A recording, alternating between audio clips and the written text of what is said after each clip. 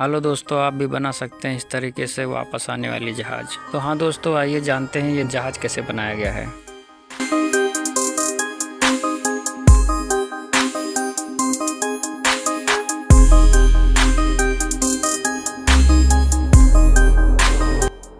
जी हाँ दोस्तों, इस तरीके से आप वीडियो में बने रहिए ताकि आपको स्टेप बाय स्टेप सारी जानकारी मिले।